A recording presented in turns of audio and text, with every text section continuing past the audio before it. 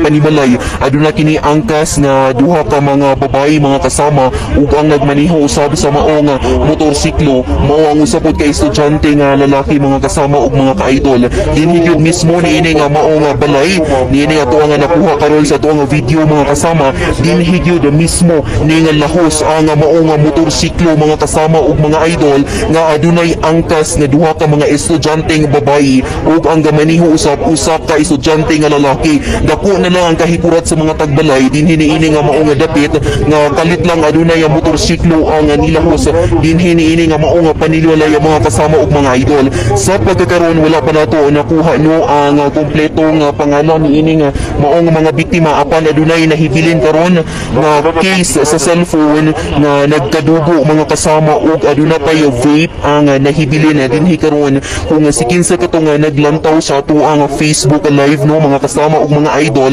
palihog ko ninyo og check mao ni siya ang usa sa mga biktima niini nga nahitabong disgrasya dinhi sa may barangay Balintawak mga kasama ug mga idol. Sa ato ang initial information nga nakuha kining maong mga bata gikan ni dito sa may barangay Palpalan posibleng naglaag ni dito mga kasama ug sa ilahang pagpauli na dinhi sa may barangay Balintawak na wad ato ng initial mga kasama nga kining maong mga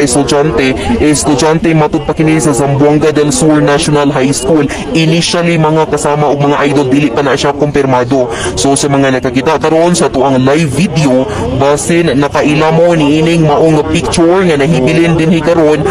kining ihang case sa cellphone ihang vape ug kining maong litrato mao ni karon ang nabilin dinhi sa maong area kung asa nahitabo ang maong disgrasya sa may Purok Silitres barangay Balintawak Pagadian City. Ato ang baliton ang location sa may Purok Silitres barangay Balintawak Pagadian City kung diin ning lahos kining usa ka motorsiklo nga gimaneho sa usa ka lalaki ug adunay angkas nga duha ka mga babae nga wala pa naila na wad-an og preno ug nilahos niini nga mao nga panimalay dinhi sa may Purok Silitres Balintawak Pagadian City. Karon mga kasama ato ang ihulagway ang dalan din hino kay